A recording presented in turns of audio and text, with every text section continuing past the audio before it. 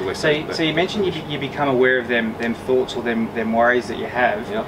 Explain to us how you do that. Like, how do you observe your thoughts? How do you do that? Oh, that's huge again. Another big question.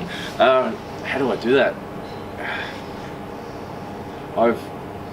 Throughout Eckhart's teaching, like I don't want to preach Eckhart's whatever, but he talks about just being the watcher of your thoughts.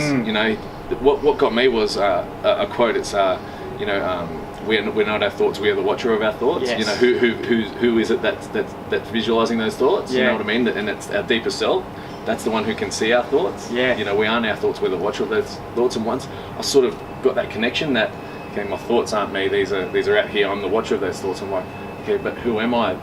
Who is the person watching those thoughts? And when I made that connection, that the thoughts aren't who we are, that's when I could start releasing those thoughts of worries and all that sort of stuff. So. Okay, so that's a brilliant way of explaining it, because that book, Eckhart Tolle's books are awesome, but for me they're so wordy, and they're in like another language, and I've like got to decipher the words. Yeah, for sure. So yeah, for you to explain that, it makes it really practical and simple. So yeah, you almost observe yourself thinking, and you can see your thoughts, and then you said that you release them thoughts. So say you have a thought like, for example, like I'm not good enough, right?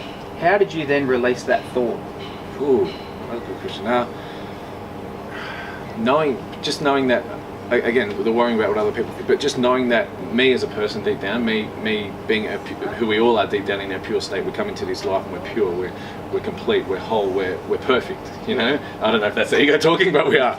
Our pure state is perfect, and really believing that and really knowing that was my way of going. Okay, in my pure state, I am a good person. I am not an arsehole. I'm not this fighter. I'm not this sort of person.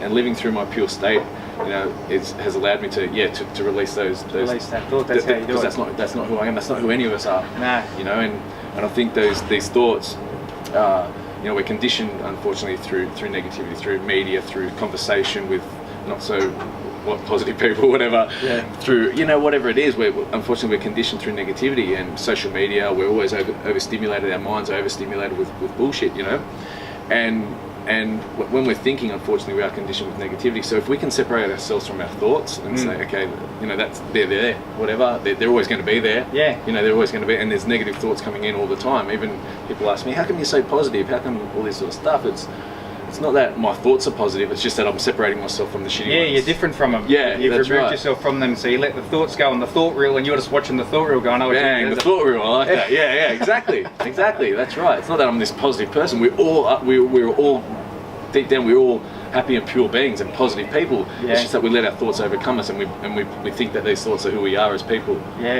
So that moment you separated is what created that. To me, that would be peaceful. That would be like a relief. That's right. Finally, now I can sort of, because once you can see the thought, that's just like you've just got to almost argue with it. Like, I'm not good enough, yes I am. It's like arguing with a kid. You want to go? Exactly. And just sort of, but it's not defeating it either. It's just like sort of letting it go, because defeating it is the ego talking again. But